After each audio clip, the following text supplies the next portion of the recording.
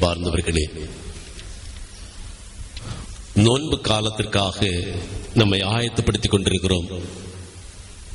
நோன்பு காலம் இந்த ஆண்டு பிப்ரவரி மாதம் 17ஆம் தேதி புதன்கிழமை அன்று விபூதி புதனோடு ஆரம்பமாகிறது.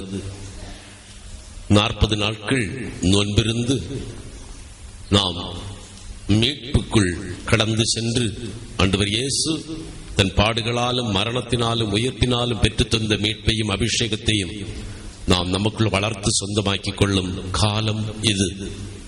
எனவே இந்த நோன்பு காலத்திற்காக நாம் நம்மை ஆயத்தப்படுத்திக் கொள்ள வேண்டும். நம்மை ஆயத்தப்படுத்திக் கொள்ளுகின்ற இந்த 2ஆம் ஞாயிறு பலிவிருந்தில் நம்மிடத்திலே ஆண்டவர் கேட்பது 2 கேள்விகள்.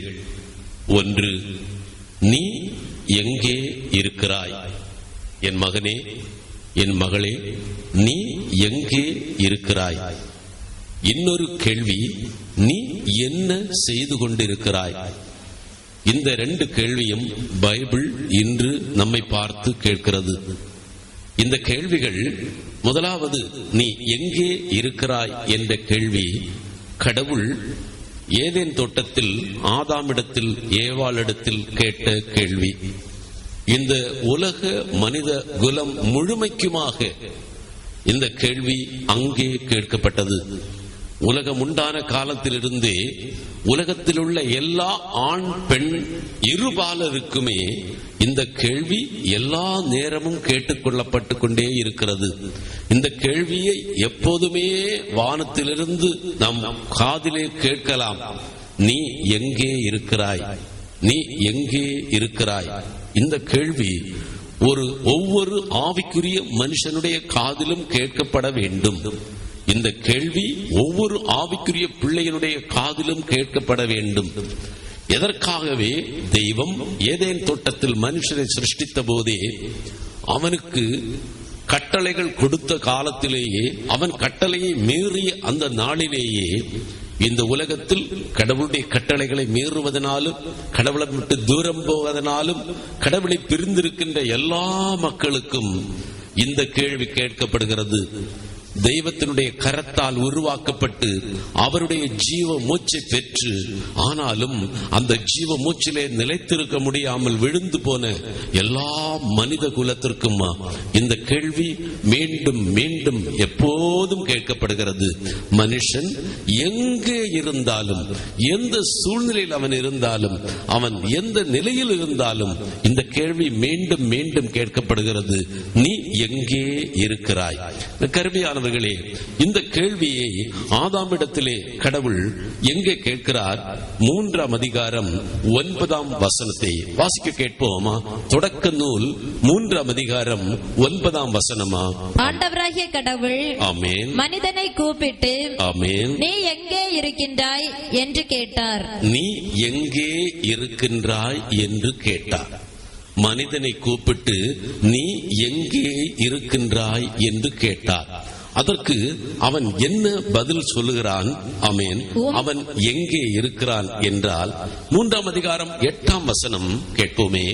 மென்காற்று வீசிய பொழுதினிலே ஆமென் தோட்டத்தில் ஆண்டவராகிய கடவுள் உலவிக் கொண்டிருந்த ஓசை கேட்டு ஆமென் மனிதனும் அவன் மனைவியும் ஆமென் ஆண்டவராகிய கடவுளின் திருமுன்னிருந்து விலகி ஆண்டவராகிய கடவுளின் திருமுன்னிருந்து விலகி நீ எங்கே இருக்கிறாய் என்று கேட்ட கேள்விக்கு இங்கே பதில் வருகிறது.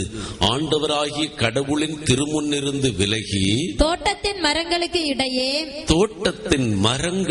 இடையே ஒளிந்து கொண்டனர். எனக்கு அருமையானவர்களே, ஆதாமும் ஏவாளும் எங்கே இருந்தனராம்? தோட்டத்தின் மரங்களுக்கு இடையே ஒளிந்திருந்தார்கள். கருமையானவர்களே, இந்த தோட்டத்தின் மரம் பற்றி அதே ஆதியாகமத்தில் அதே வசனங்களுக்கு மத்தியிலே சில நல்ல செய்திகள் சொல்லப்படுகின்றன. இந்த தோட்டத்தின் மரங்கள் என்ன மரங்களுக்கிடையே இவர்கள் ஒளிந்திருந்தார்கள்? என்ன மரங்களுக்கிடையே இவர்கள் ஒளிந்திருந்தார்கள்? அந்த தோட்டத்தில் என்னென்ன மரங்கள் இருந்தன? ஆனால் இவர்கள் ஒளிந்திருந்த மரங்கள் எது? இவர்கள் ஒரு மரங்களுக்கு இடையே ஒளிந்திருந்தார்கள் என்பது உண்மை. இந்த மரங்களை பற்றி ஒரு சில வார்த்தைகள் தொடக்க நூல் 3ஆம் அதிகாரம் 6ஆம் வசனம். இந்த மரங்களை பற்றி என்ன சொல்லப்பட்டிருக்கிறது? எந்த மரத்திற்கு இடையே அவர்கள் ஒளிந்திருந்தார்கள்? ஆமென். அந்த மரம் உண்பதற்கு சுவையானதாகவும் கண்களுக்கு களிப்பூட்டுவதாகவும் அறிவு பெறுவதற்கு விரும்பத்தக்கதாகவும் இருந்தது. அதுதான் மரம். கண்களுக்கு களிப்பூட்டுவதாகவும் உண்பதற்கு விரும்பத்தக்கதாகவும் இந்த மரம் இருந்தது. இந்த மரங்களுக்கு இடையேதான் அவர்கள் ஒளிந்திருந்தார்கள். ஆனால் அங்கே இருந்த பொதுவான மரங்களை பற்றி வேதம் அதே தொடக்க நூல் 2ஆம் அதிகாரத்தில் சொல்லுகிறது. 2ஆம் அதிகாரம் 9ஆம் வசனம் வாசிக்க கேட்போம். ஆமென். ஆண்டவராகிய கடவுள் ஆமென் கண்ணுக்கு அழகானதும் உண்பதற்கு சுவையானதுமான எல்லா வகை மரங்களையும் தோட்டத்தின் நடுவில் ஆமென் வாழ்வின் மரத்தையும் நன்மை தீமை அறிவதற்கு ஏதுவான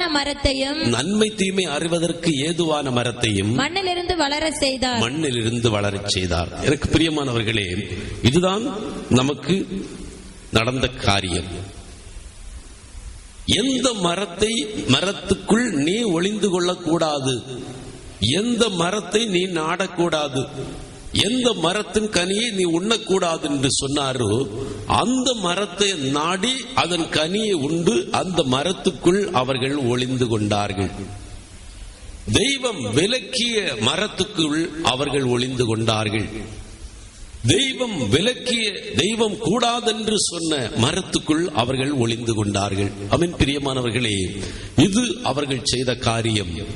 இங்கே எது கூடாதென்று தெய்வம் சொல்கிறாரோ, எது கூடாது, இது செய்யக்கூடாது என்று தெய்வம் சொல்கிறாரோ, இந்த மரங்களுக்கு இடையே நீ இன்னும் ஒளிந்திருக்கிறாயோ, நீ இன்னும் ஒளிந்திருக்கிறாயோ? வெளிப்படையாக பார்க்கும்போது உன்னை எல்லாரும் நல்லா இருப்பதாக சொல்கிறார்கள், நீ தெய்வத்தினுடைய பிள்ளையை போல இருப்பதாக நினைக்கிறார்கள். ஆனால் நீ ஒளிந்திருக்கின்ற இடம் எங்கே? உன் அகவாழ்வு எங்கே இருக்கிறது? உன் அகவாழ்வு எங்கே இருக்கிறது? உன் ரகசிய வாழ்வு எங்கே இருக்கிறது? யாருக்கும் தெரியாமல் பூட்டி வைக்கப்பட்டிருக்கின்ற உன்னுடைய அகவாழ்வு எங்கே இருக்கிறது? ஆமென். இந்த கேள்விக்கு நீ பதில் கொடுக்க வேண்டும். நீ விலக்கப்பட்ட மரத்தை சுற்றி அதற்குள் நீ ஒளிந்திருக்கின்றாயோ? நீ இருக்கின்ற மரம் எப்படிப்பட்டதாக இருக்கிறது? தெய்வத்துக்கு பிரியமில்லாத மரத்துக்குள் போய் நீ உன்னை ஒளித்து வைத்திருக்கிறாயோ? சக்கேயுவே, நீ எங்கே இருக்கிறாய்? ஆண்டவர் சொல்கிறார், அங்கே அவன் ஒரு மரத்துக்குள் அவன் ஒளிந்திருந்தான். அவன் ஒரு மரத்துக்குள் ஒளிந்திருந்தான். இயேசு சுவாமி அவனை தேடி வந்தபோது அவன் எங்கே இருந்தான்? அவன் ஒரு மரத்துக்குள் ஒளிந்திருந்தான். என் ஆண்டவர் சொல்கிறார், அந்த மரத்திலிருந்து இறங்கி கீழே வா என்று சொன்னார். எனக்கு அருமையானவர்களே, நீ எந்த மரத்துக்குள் நுழைந்திருக்கிறாய்? என் ஆண்டவருக்கு பிடிக்காத ஒரு மரம் அது. என் ஆண்டவருக்கு இஷ்டமில்லாத மரமா? என் ஆண்டவர் இந்த உலகம் உண்டான காலத்திலேயே கூடாதென்று ஒதுக்கி வைத்த மரம். அந்த மரத்தை நீ இன்னும் ஆவலோடு தேடி, அந்த கண்ணுக்கு இனிமையானது, உண்பதற்கு சுவையானது, உன் அறிவுக்கு தெளிவானது என்றெல்லாம் நீ நியாயப்படுத்தி சில பாவ மரத்துக்குள்ளாலே, தெய்வம் கூடாதென்று சொன்ன பாவ கட்டுகளுக்குள்ளாலே உன்னை நீ மறைத்து வைத்திருக்கிறாயோ? உன்னுடைய மறைவான ஜீவியம் எப்படி இருக்கிறது? உன்னுடைய வெளிப்படையான ஜீவியம் எப்படி இருக்கிறது? உன்னுடைய மறைவான ஜீவியம் இன்னும் பாவ கட்டுகளுக்குள் ஒளிந்திருக்கிறதா? நீ உன்னை பரிசோதித்து பார்க்க வேண்டுமா? இங்கே இந்த கேள்விக்கு பதில் கொடுப்பது ஒரு நல்ல காரியமாக இருக்கிறது. ஆதாம் இந்த கேள்விக்கு பதிலை கொடுத்தான். இந்த கேள்விக்கு பதிலை கொடுக்கிறான். அவன் இந்த கேள்விக்கு பதிலை கொடுப்பது அவனுக்கு விடுதலையின் ஆரம்பமாக இருக்கிறது. அவன் பொய் புரட்டு சொல்லவில்லை. நான் மரங்களுக்கிடையே ஒளிந்திருக்கிறேன் என்று சொல்லுகிறான். நான் மரங்களுக்கிடையே ஒளிந்திருக்கிறேன் என்று சொல்லுகிறான். அவன் உண்மையை பேசுகிறான். அவன் வாய்விட்டு அதை பேச வேண்டும் என்று கடவுள் விரும்பினார். அதற்கு பேருதான் பாவ அறிக்கை. உண்மையை எடுத்து சொல்லுகிறான், உண்மையை எடுத்து சொல்லுகிறான். இந்த வார்த்தையை இன்றைக்கு நீ சொல்ல வேண்டும். ஆண்டவர் உன்னிடத்தில் கேட்கும் போது நீ இந்த கேள்விக்கு பதில் சொல்வதாக இந்த நாள் ஆராதனை உனக்கு அமைய வேண்டுமா? நீ எங்கே இருக்கிறாய்? இந்த கேள்விக்கு நீ பதில் சொல்ல வேண்டுமா? இங்கே ஆதாம் உண்மை உள்ளவனாக பதில் சொன்னான். அங்கே நீ எப்படி போய் மாட்டிக்கொண்டாய் என்ற கேள்விக்கு தொடர்ந்து பதில் சொல்வதை பார்க்கிறோமா? ஆனால் அவன் ஒளிந்திருக்கிறான், மரங்களுக்கு இடையே ஒளிந்திருக்கிறான். எனக்கு அருமையானவர்களே, தெய்வம் கூடாதென்று சொன்ன காரியத்துக்குள் அவன் போய் தன்னை மறைத்து வைத்துக் கொண்டிருக்கிறான். எனவே அவனை மறைத்திருப்பது என்ன? தெய்வம் கூடாது என்று சொன்ன காரியம். ஆனால் இன்றைக்கு நோன்புக்காக நீ உன்னை ஆயத்தப்படுத்தும் போது அதை நீ அறிக்கையிட வேண்டுமா? அறிக்கை செய்ய சொல்கிறார். என கருமையானவர்களே, தெய்வம் ஆதாமிடத்திலிருந்து எதிர்பார்த்தது அது ஒன்று. தெய்வம் தன் பிள்ளை தவறு செய்து விட்டான் என்பதை புரிந்து கொண்டார். தன் மகன் தவறு செய்து விட்டான் என்பதை அறிந்து கொண்டார். ஆனால் இந்த தவற்றிலிருந்து ஆதாமை மீட்க வேண்டும் என்று தேவன் விரும்பிய போது அவனிடத்தில் ஒரே ஒரு கேள்வியை கேட்டார், நீ எங்கே இருக்கிறாய் என்று. அவன் யதார்த்தமாக உண்மையான பதிலை அவன் சொல்லுகிறான். இதற்கு பெயர்தான் பாவ அறிக்கை என்பது. இதற்கு பெயர்தான் பாவ அறிக்கை என்பது. எவன் தன் பாவத்தை மறைக்கிறானோ அவன் சபிக்கப்பட்டவனா? மாறாக எவன் தன் பாவத்தை அறிக்கையிட்டு விட்டு விடுகிறானோ அவன் ஆசீர்வதிக்கப்பட்டவனா? அவன் ஆசீர்வதிக்கப்பட்டவனா? அவன் எங்கே இருக்கிறான் என்பதற்கு பதிலை சொல்ல வேண்டும். அவனுக்கு அருமையான பிள்ளையே, இந்த கேள்வி கேட்கப்படுகிறது. ஊதாரி மைந்தன் தன் தகப்பனை விட்டு தூரம் போனான். இங்கே ஏதேன் தோட்டத்தில் ஆதாமும் ஏவாளும் கடவுளை பிரிந்து சென்றார்கள் என்று சொல்லப்படுகிறது. ஊதாரி மைந்தனும் தகப்பனை பிரிந்து சென்றான். அவன் தூரத்திலே போனான். ஆனால் அவன் பன்றிக்குழியில் இருக்கிறான். தகப்பனுக்கு பிடிக்காத காரியத்துக்குள் தன்னை மறைத்துக் கொண்டிருந்தான். இதை அவன் வெளியே அறிக்கையிட்டான். மகனே, நீ இப்போது எங்கே இருக்கிறாய்? இந்த நேரம் நீ எங்கே இருக்கிறாய் என்ற கேள்வியை அந்த தகப்பன் நிச்சயமாக கேட்டுக்கொண்டே இருந்திருப்பார். இரவும் பகலுமாக கேட்டுக்கொண்டே இருந்திருப்பார். இந்த கேள்வி காற்றிலே கடந்து சென்று பன்றிக்குழியிலே அவன் இருந்த இடத்திலே நிச்சயம் அவன் காதுகளில் கேட்டிருக்க வேண்டுமா? அவனுடைய இருதயத்துக்குள் கேட்டிருக்க வேண்டுமா? அவனுடைய மனசாட்சிக்குள் கேட்டிருக்க வேண்டுமா? அவன் அப்போதே பதில் சொல்லுகிறான். அங்கேயே பதில் சொல்லிவிட்டான். தகப்பனுடைய காதுக்கு அது இன்னும் வரவில்லை. அவன் எழுந்து சென்றான். போய் தகப்பனுடைய காதுக்கு விடும்படியாக சொன்னான், அப்பா, வானகத்துக்கு எதிராகவுமா உமக்கு முன்பாகவும் நான் பாவம் செய்தேனா? நான் பாவத்துக்குள் என்னை மறைத்துக் கொண்டேன் என்று சொல்கிறார். என கருமையான பிள்ளையே, நீ அறிக்கையிட வேண்டுமாமா? நீ எங்கே இருக்கிறாய் என்பதை நீ அறிக்கையிட வேண்டுமாமா? சக்கேயு உடனடியாக சந்தோஷமாக கீழே இறங்கி வந்ததன் மூலமாக அவன் தான் எங்கே இருக்கிறான் என்பதை வெளிப்படுத்தி விட்டான். அதற்கு அடுத்து என்ன செய்ய வேண்டும் என்பதை அங்கே கடவுள் அவனுக்கு உணர்த்துகிறார். அவன் பிரியமான பிள்ளையே, இன்றைக்கு நீ இந்த வார்த்தைக்கு பதில் சொல்ல வேண்டுமா? நீ எங்கே இருக்கிறாய் என்பதை நீ உன்னை பரிசோதித்து பார்த்து பதில் சொல்ல வேண்டுமா? ஒரு நிமிஷம் கண்களை மூடுவோமா? ஒரு நிமிஷம் கண்களை மூடுவோமா? நீ எங்கே இருக்கிறாய்? நீ எதற்குள் இருக்கிறாய்? சவுலே, நீ எங்கே இருக்கிறாய்? நான் தாவீதின் மட்டில்ல பொறாமை உள்ளவனாக இருக்கிறேன். நான் தாவீதின் மட்டில்ல பொறாமை உள்ளவனாக இருக்கிறேன். மகனே, என் மகளே, நீ இப்போது எங்கே இருக்கிறாய்? பொறாமை புதிருக்குள்ளாலே நீ உன்னை ஒளித்து வைத்துக் கொண்டிருக்கிறாயோ? பொறாமை புதருக்குள்ளாலே உன்னை நீ ஒளித்து வைத்துக் கொண்டிருக்கிறாயோ? என் ஆண்டவர் கேட்கிறாரா, மிரியாமா, நீ எங்கே இருக்கிறாய்? ஆரோன், நீ எங்கே இருக்கிறாய்? இதோ தன் சொந்த சகோதரனான மோசையின் மட்டிலே அவன் வெறுப்பும் எரிச்சலும் உள்ளவனாக இருந்தானா? ஓ, நீ வெறுப்பு எரிச்சலுக்குள்ளாலே உன்னை மறைத்து வைத்திருக்கிறாயோ? மகளே, நீ எங்கே இருக்கிறாய்? பொறாமை, சின்னமா, பாவ நாட்டங்கள், இச்சைக்குரிய காரியங்கள், பொய் புரட்டு, எல்லாவற்றுக்குள்ளாலும் உன்னை மறைத்துக் கொண்டிருக்கிறாயோ? நீ எங்கே இருக்கிறாய் என்று கேட்கிறார். இப்போது என் ஆண்டவருக்கு நீ பதிலித்தா. சோத்திர பலியோடு என் ஆண்டவருடைய பதிலித்தா. சோத்திர பலியோடு வா எனக்கு அருமையான பிள்ளையே, சோத்திர பலியோடு வா. என் ஆண்டவர் இந்த பதிலை கேட்கிறார். நீ எங்கே இருக்கிறாய் என்று. அதுதான் உன்னுடைய நோன்புக்கு ஆயத்தமா. நீ எப்போது உன்னை உணர ஆரம்பிக்கிறாயோ அப்போதே நீ எழுந்து தந்தையிடம் போய்விடுவாய். ஆமென். என் ஆண்டவர் இங்க இருக்கிற ஒவ்வொருவரையும் பேர் பெயராக கேட்கிறார். நீ எங்கே இருக்கிறாய்? பேராசையிலே, பண ஆசையிலே இருக்கிறாயா? பொய் புரட்டிலே இருக்கிறாயா? ஏமாற்று வஞ்சக தந்திரங்களிலே இருக்கிறாயா? ஒரு இருதயத்திலே என்ன இருக்கிறது? கள்ள கபடம் இருக்கிறதா? வேட்டுமையும் அகந்தையும் இருக்கிறதா? என்னுடைய வார்த்தைகளுக்கு செவி கொடுக்கின்ற அந்த தாழ்ந்த மனப்பான்மை இல்லாமல் உன்னுடைய இருதயத்துக்குள்ளாலே மேட்டுமைகள் இருக்கிறதா? இப்போது உன்னை பரிசோதித்து பாரா. சுறுசுறுப்போடு இருக்கிறாயா? என் காரியங்கள் மத்தியிலே சுறுசுறுப்போடு இருக்கிறாயா? இல்லை சோம்பேறியாக இருக்கிறாயா? என்னை விட என்னிடத்திலே விசுவாசம் உள்ளவனாக இருக்கிறாயா? இல்லை என்னிடத்திலே விசுவாசம் இல்லாமல் போய் தளர்ந்து போய் தூரத்திலே இருக்கிறாயோ? இன்று ஆண்டவர் கேட்கிறாரா, நீ எங்கே இருக்கிறாய்? அபிஷேகம் பெற்ற பிள்ளையே, நீ எங்கே இருக்கிறாய்? நீ எங்கே இருக்க வேண்டும் என்று உனக்கு தெரியுமா? நீ எங்கே இருக்க வேண்டும் என்று உனக்கு தெரியுமா? எந்த மரத்துக்குள்ளாலே நீ ஒளிந்திருக்க வேண்டும் என்று உனக்கு தெரியுமா? வாழ்வு தரும் மரத்துக்குள்ளாலே நீ ஒளிந்திருக்க வேண்டிய பிள்ளை. உன்னை அதற்காகத்தானே நான் உருவாக்கினேனா? இன்றைக்கு நீ எங்கே இருக்கிறாய்? என்னை விட்டு தூரம் போய் இருக்கிறாயே. என் ஆண்டவர் இப்போது பதில் சொல்லுகிறார், பதில் கேட்கிறார். நீ பதில் சொல்லணுமா? நீ பதில் சொல்லணுமா? நீ பதில் சொல்வதாகவே இந்த நாளின் ஆராதனை அமையணும். அப்போது உனக்கு விடுதலை உண்டு, உனக்கு விடியல் உண்டு, உன் பிள்ளைகளுக்கு விடியல் உண்டு, உன் குடும்பத்துக்கு விடியல் உண்டு. உனக்கு நிச்சயமாக இந்த ஆண்டு நோன்பு ஒரு விடுதலையின் நோன்பாக அமையுமா? ஆமென் ஜீசஸ். நன்றி இயேசுவே, நன்றி. இரண்டாவதாக என் ஆண்டவர் இன்னும் ஒரு கேள்வியை கேட்கிறார். நீ என்ன செய்து கொண்டிருக்கிறாய்? கருமையானவர்களே, நீ என்ன செய்து கொண்டிருக்கிறாய்? ஆண்டவர் இந்த கேள்வியை 1 அரசர் 19ஆம் அதிகாரம் 9-10 வசனங்களில் கேட்கிறார்.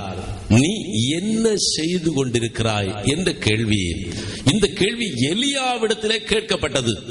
என் தேவனுடைய பிள்ளை, அவருடைய ஊழியத்துக்காக அழைக்கப்பட்ட மகன், தெய்வ பலத்தாலும் தெய்வ சக்தியாலும் நிறைந்திருந்த மகன், பரலோக அபிஷேகங்களாலே நிறைத்து வைத்திருந்த மகன். 1 அரசர் 19ஆம் அதிகாரம் 9-10 வசனங்களில் கடவுள் இந்த வார்த்தையை கேட்கிறார்.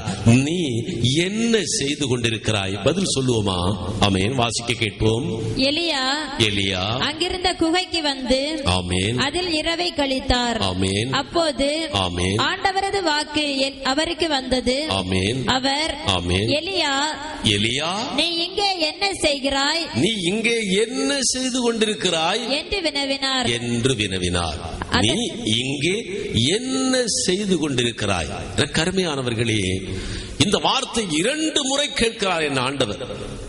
எலியாவிடத்திலே 2 முறை கேட்கிறார். நீ எங்கே இருக்கிறாய் என்று ஆதாமிடத்திலே ஒரே ஒரு முறைதான் கேட்டார்.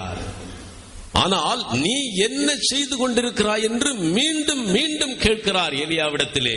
இரண்டாவதாக அதே 19ஆம் அதிகாரம் 13ஆம் வசனத்தை வாசிக்க கேட்போம். ஆமென். அப்பொழுது ஆமென். எலியா, ஆமென், நீ இங்கே என்ன செய்கிறாய்? எலியா, நீ இங்கே என்ன செய்கிறாய் என்று குரல் கேட்டது. கருமையானவர்களே, இவ்வாறு 2 முறை கேட்கப்பட்டது. ஆனால் என்ன செய்து கொண்டிருப்பதாக எலியா சொல்கிறார் என்று கேட்போமா? முதலாவது 10ஆம் வசனம், இரண்டாவது 14ஆம் வசனமா? அதற்கு எலியா, ஆமென், படைகளின் கடவுளாகிய ஆண்டவர் மீது, படைகளின் சேனைகளின் தேவனாகிய ஆண்டவர் மீது நான் பேரார்வம் கொண்டவனாய் இருந்து வருகிறேன்.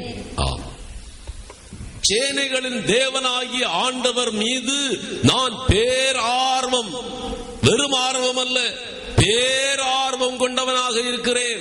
14ஆம் வசனம். அதற்கு எலியா, படைகளின் கடவுளாகிய ஆண்டவர் மீது, சேனைகளின் தேவனாகிய ஆண்டவர் மீது நான் பேரார்வம் கொண்டவனாய் இருந்து வருகிறேன். பேரார்வம் கொண்டவனாய் இருந்து வருகிறேன். கருமையான பிள்ளையே, எதற்காக இந்த ஆர்வமா?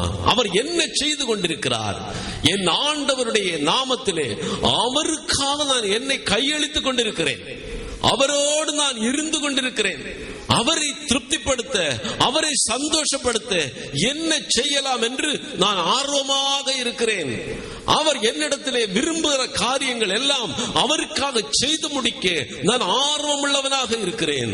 ஏனென்றால் என்னோடு இருக்கின்ற மற்றவர்கள் எல்லாரும் உம்முடைய உடன்படிக்கை புறக்கணித்து உம்மை விட்டு தூரம் போய்விட்டார்கள்.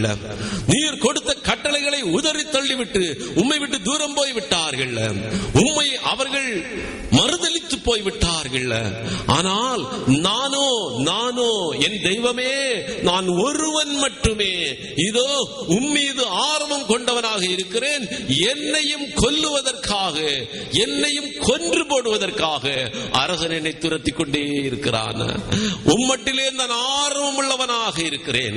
கருமையான பிள்ளையே, அந்நேரமே அவருக்கு ஆசீர்வாதம் கொடுக்கப்பட்டது.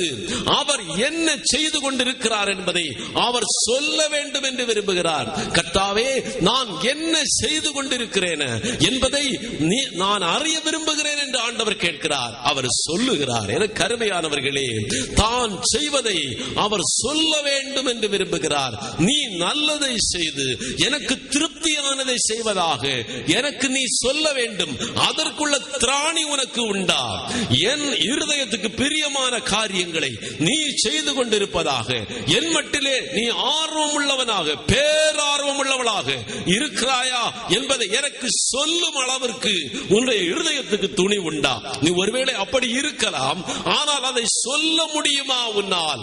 எசேக்கியாவுக்கு ஆண்டவர் கட்டளையிடுகிறார், இதோ மகனே, உன்னுடைய வாழ்க்கையில் இதோடு முடிந்து போகிறது, உன் வீட்டு காரியங்களை ஒழுங்குபடுத்து என்று. உடனடியாக எசேக்கியா என்ன சொன்னார்? கர்த்தாவே, நான் செய்த நன்மைத்தனங்களை நினைவு கூர்ந்தருளுமா, நான் செய்த புண்ணிய கர்மங்களை நினைவு கூர்ந்தருளுமா, உமக்கு முன்பாக நான் உமக்கு பிரியமான வாழ்ந்த நாட்களை நினைவு கூர்ந்தருளும் என்று அறிக்கையிடச் செய்கிறார். சங்கீதக்காரன் தாவீது 16ஆம் சங்கீதம் 25ஆம் சங்கீதத்திலே அவரும் அறிக்கையிடுகிறார். என்ன செய்து கொண்டிருக்கிறார்? கர்த்தாவே, நீர் எந்த நேரம் என்னை வந்து பார்த்தாலும் நான் உமக்கு பிரியமானதையே செய்து கொண்டிருக்கிறேன் என்பதை நீர் காண்பீர். ஹல்லேலூயா, ஹல்லேலூயா. ஆமென். கருமையான பிள்ளையே, நீ என்ன செய்து கொண்டிருக்கிறாய்? என் தெய்வத்துக்கு பிரியமான காரியங்களை செய்து கொண்டிருக்கிறேன் என்று உன்னால் அறிக்கையிட முடியுமா? 25ஆம் சங்கீதத்திலே சொல்வார், கர்த்தாவே, நீர் நடுநிசையிலே வந்து, நான் நல்ல உறக்கத்தில் இருக்கும் போது வந்து என்னை துருவி ஆராய்ந்து பாருமா, நான் மாசற்றவனாக இருக்கிறேன் என்பதை நீர் கண்டுகொள்வீர். ஆமென். நீ என்ன செய்து கொண்டிருக்கிறாய்? எனக்கு அருமையான பிள்ளையே, இந்த வார்த்தைக்கு பதில் கொடுப்பதாக நம்முடைய வாழ்க்கை அமைய வேண்டுமா? என் ஆண்டவர் எப்போதும் உன்னை கேட்டுக் கொண்டிருக்கிறார். நீ போகும் போதும் வரும்போதும், நீ வீட்டில் இருக்கும் போதும், வேலை செய்யும் போதும், உறங்கும் போதும், விழித்திருக்கும் போதுமா, உன்னிடத்திலே ஆண்டவர் கேட்கிறார், நீ என்ன செய்து கொண்டிருக்கிறாய்? எனக்கு பிரியமானவை தானா நீ செய்து கொண்டிருக்கிறாய்? உன்னுடைய எண்ணத்திலே நீ என்ன செய்து கொண்டிருக்கிறாய்? உன்னுடைய பேச்சிலே நீ என்ன செய்து கொண்டிருக்கிறாய்? உன்னுடைய செயல்களிலே நீ என்ன செய்து கொண்டிருக்கிறாய்? எனக்கு பிரியமானவற்றை தானா செய்து கொண்டிருக்கிறாயா? மரியாள் என் தேவனுடைய பாதத்திலே இருந்து கொண்டு அவரை சேவித்துக் கொண்டே இருந்தாளா? மரியா ஆண்டவர் இங்கே மார்த்தாளிடத்திலே சொல்லுவாரா, நீ பல காரியங்களிலே பரபரப்பாக இருக்கிறாய், ஆனால் இந்த மரியாளோ என் காலடியிலே அமர்ந்து என்னை சேவித்துக் கொண்டே இருக்கிறாள். நீ என்ன செய்து கொண்டிருக்கிறாய்? இதை ஆண்டவர் சுட்டிக்காட்டுகிறார், இதை ஆண்டவர் எடுத்து காட்டுகிறார், இதை எடுத்து சொல்ல வேண்டும் என்று விரும்புகிறார். எனக்கு அருமையான பிள்ளையே, ஆண்டவரே, நான் நன்மையானதையே செய்து கொண்டிருக்கிறேன், நீதியானதையே செய்து கொண்டிருக்கிறேன், உமக்கு பிரியமான காரியங்களையே செய்து கொண்டிருக்கிறேன் என்று சொல்லும் அளவிற்கு நம்முடைய இருதயத்துக்கு பலம் உண்டா? இன்றைக்கு ஆண்டவர் உன்னை பார்த்து கேட்கிறார். எனக்கு அருமையான பிள்ளையே, நீ என்ன செய்து கொண்டிருக்கிறாய்? ஒருவேளை தெய்வத்துக்கு பிரியமில்லாத காரியங்களை நீ செய்து கொண்டிருக்கிறாயா? உன்னுடைய செயல் எப்படி இருக்கிறது? உன்னுடைய இருத்தல் எப்படி இருக்கிறது? உன்னுடைய பீயிங் அண்ட் டூயிங், உன்னுடைய இருத்தல் எப்படி இருக்கிறது? உன்னுடைய செயல்கள் எப்படி இருக்கிறது? உன்னுடைய பிரவர்த்திகள் எப்படி இருக்கிறது?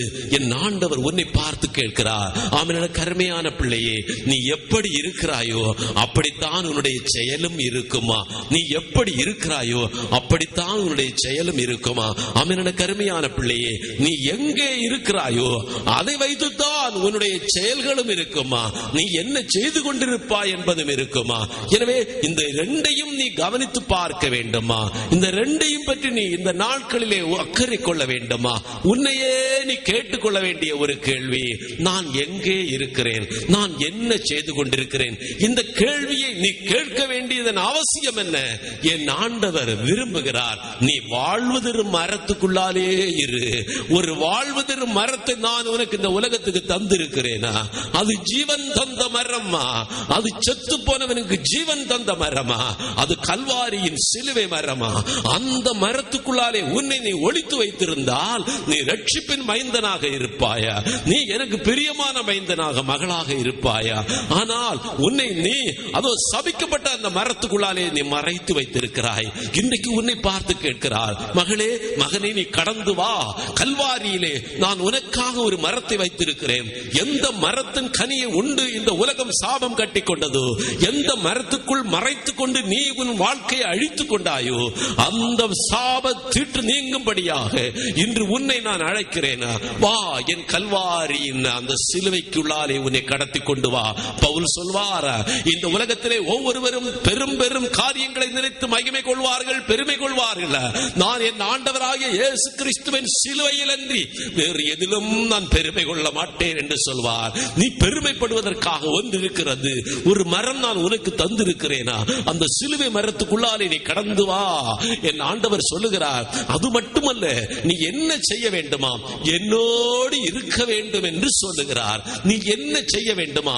என்னோடு இருக்கவுமா, எனக்கு பணிவிட செய்யவுமா உன்னை அழைக்கிறேன். நீ வேற எங்கும் போய் இருக்காதே, என்னோடு இரு. உலகம், பிசாசு, சரீரத்துக்குள் உன்னை நீ மறைத்து வைத்துக் கொண்டிருக்காதே. எனக்குள் உன்னை மறைத்துக் கொள்ள, என் இருதயத்துக்குள்ளாலே உன்னை மறைத்துக் கொள்ள. அங்கே எனக்கு பிரியமானதையே நீ செய்து கொண்டே இரு.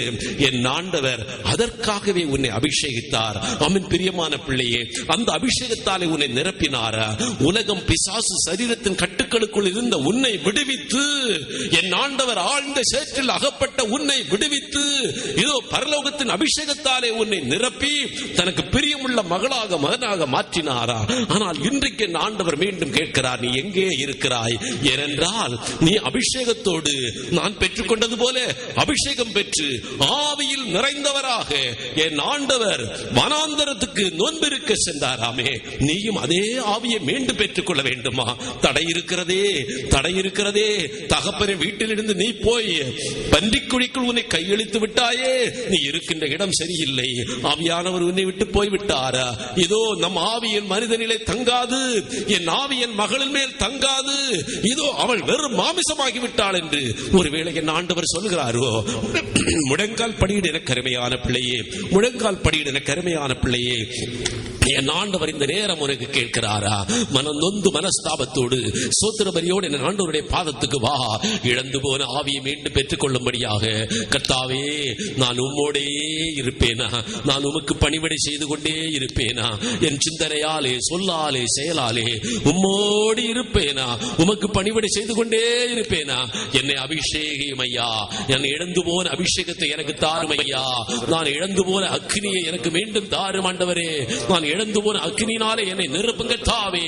நான் உஷ்ணப்படும்படியாக, என் குடும்பம் அபிஷேகத்தாலே மீண்டும் நிரப்பப்படும்படியாக இதோ திரும்பி வருகிறோம் கர்த்தாவே. நீ எங்கே இருக்கிறாய்? நீ என்ன செய்து கொண்டிருக்கிறாய்? சோத்திரபலியோடு திரும்பி வருவோமா? சோத்திரபலியோடு திரும்பி வருவோமா? என் கர்த்தாவே, உன் மீது நான் ஆர்வம் உள்ளவளாக இருக்கிறேனா? என் ஆண்டவருடைய கட்டளைகள் மீது நான் ஆர்வம் உள்ளவளாக இருக்கிறேனா? என் ஆண்டவருக்கு பிரியமான காரியங்களின் மேல் நான் ஆர்வம் உள்ளவனாக இருக்கிறேனா? அல்லேலூயா, அல்லேலூயா.